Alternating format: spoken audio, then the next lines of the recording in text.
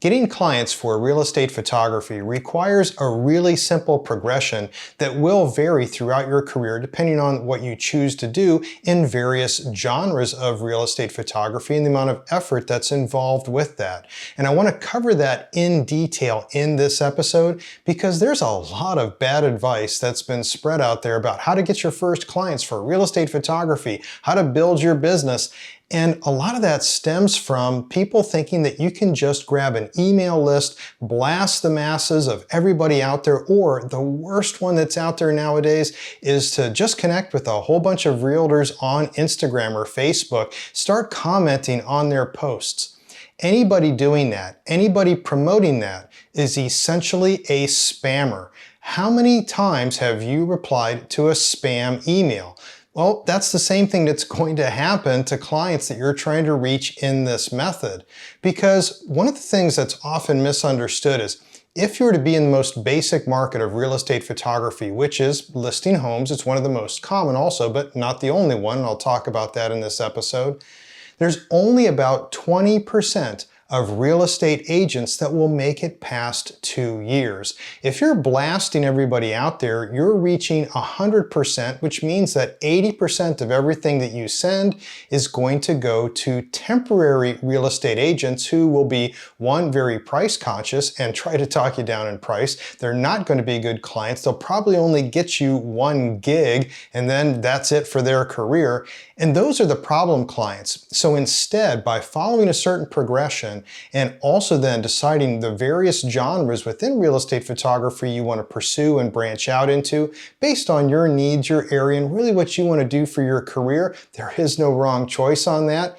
That will then vary how you will start attracting clients. But it's also about retaining clients because what you want is a sustainable business. If you're going to do this, whether it's even a part-time job or a full-time job, you'll want to do it probably for more than a week or a month or a year.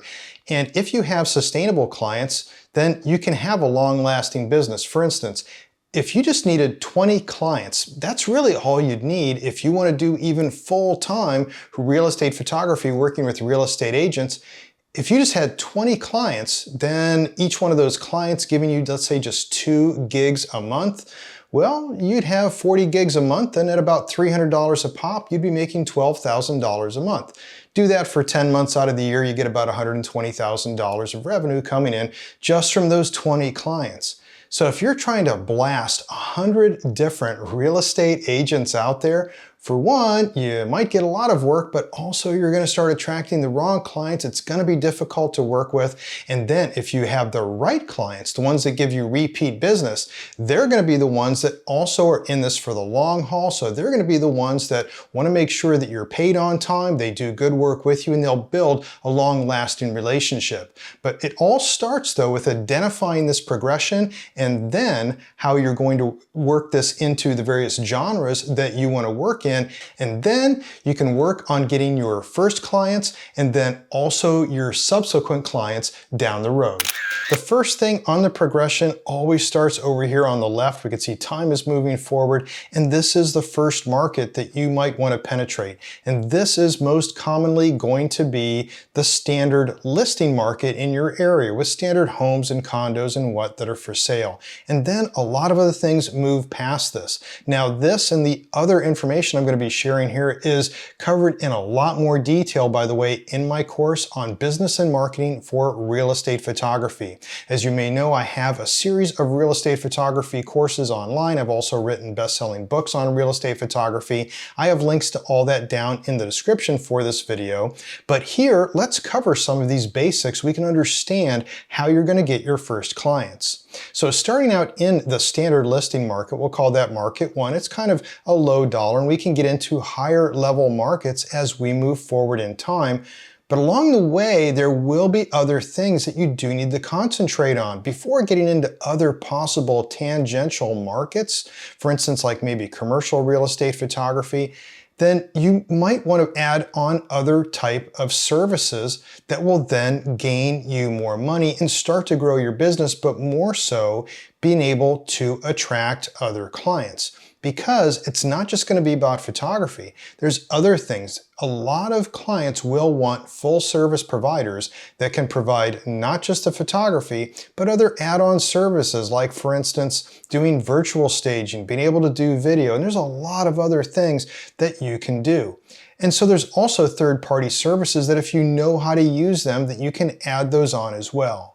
If you don't do that, then you'll probably never break the barrier to entry here, this red dashed line, to then getting into higher paying markets. And that's when we start working into things like architectural design, interior designers, working with businesses and companies beyond just the standard listing market.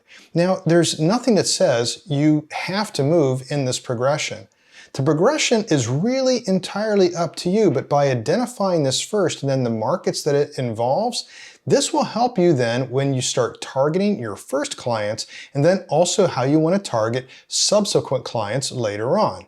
But this also varies by the market, which is kind of shown here. Now there's a variety of markets, and once again, these are covered in my course on business and marketing for real estate photography, but basically various subgenres of real estate photography will have varying levels of quality expectations, but also require a lot more marketing in some cases.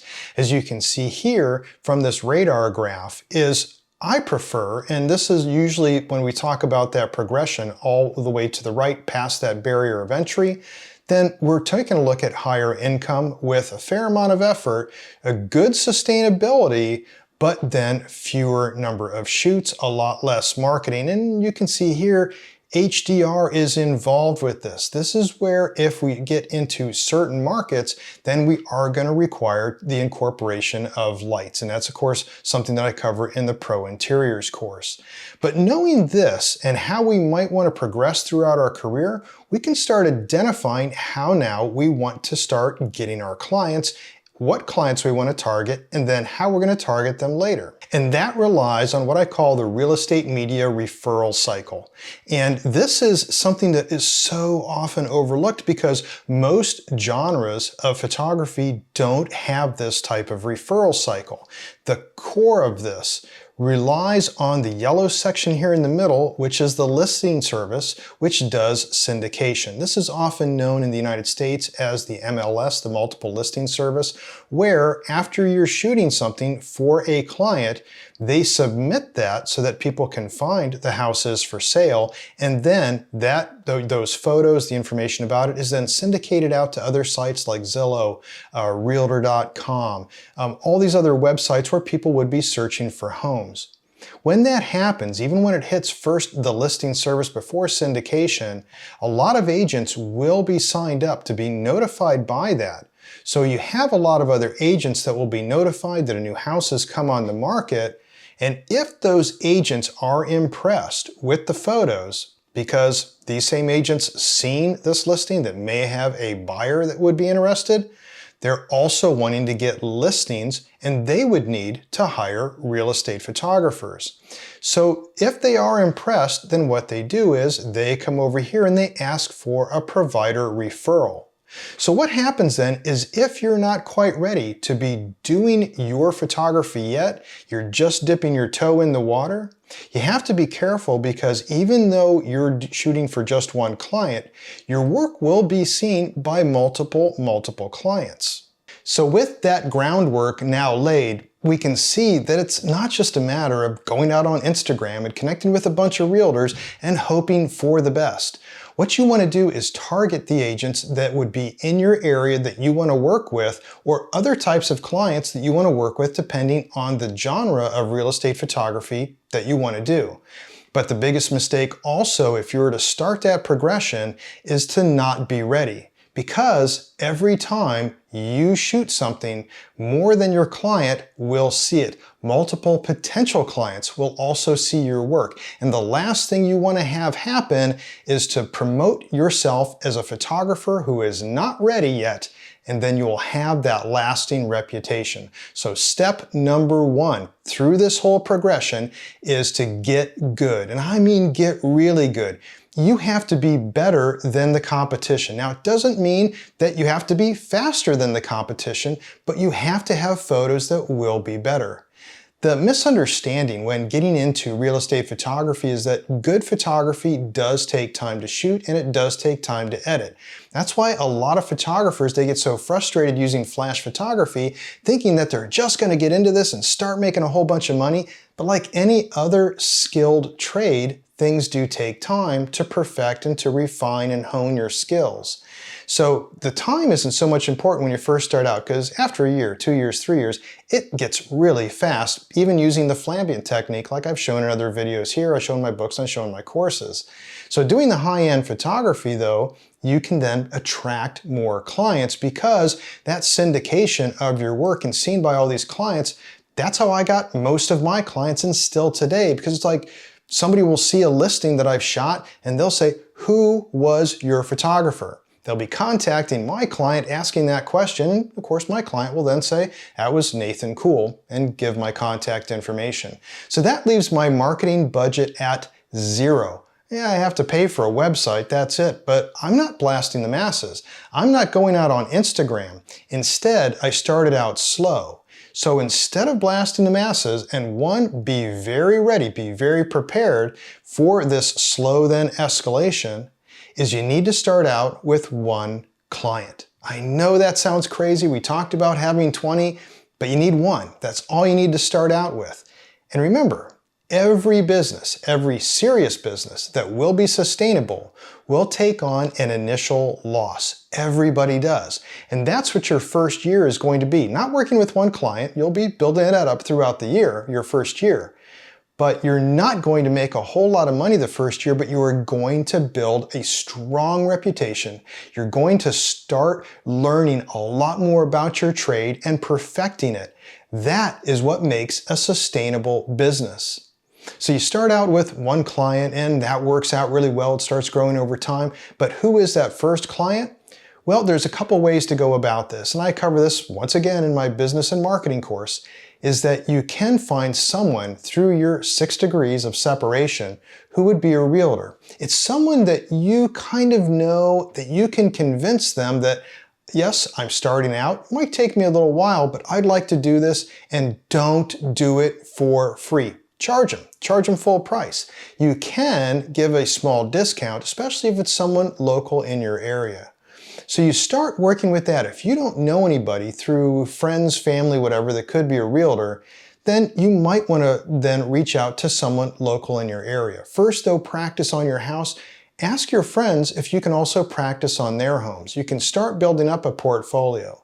Either way, you want to start out really slow and be very selective over that first client that you do pick. Now, the second client, the third client, the fourth client after that, there is a chance that with just one client that the syndication of your photos will be seen by enough that you'll start getting calls. But if it's not, that's when you can start seeking out local realtors, realtor agents in your local area. And when you do that, then you can personalize some type of introduction to them that you're familiar with their listings. You can even list the address. You'd like to work out some arrangement with them. Make sure it's not spammy and send a personalized email to them. Do your research on who these are. You can find all kinds of information on Zillow and other local listing sites and find the realtors that are listing in your area and also see their history to see if they've done that very well. Give it time and doing these steps. And yes, it may be painful at first because you're waiting for money and you're waiting for the phone to ring, but you keep practicing. You keep working on your trade. Keep doing the research on who you want your clients to be. I guarantee that over time it will grow. But the key to this, above all else, is you gotta get good. You gotta get really good. Without that, who is going to hire you? You gotta make sure that you are better than your competition, because when you are, not only will you get the clients, you can charge a lot more for the work you do because they will find value in the work that you do. So stay away from this blasting the masses. Don't be going out on Instagram and just trying to connect with every realtor out there. Take it slow, take your time, do this right, get good, and be selective on who you initially have as a client that would hire you to do real estate media.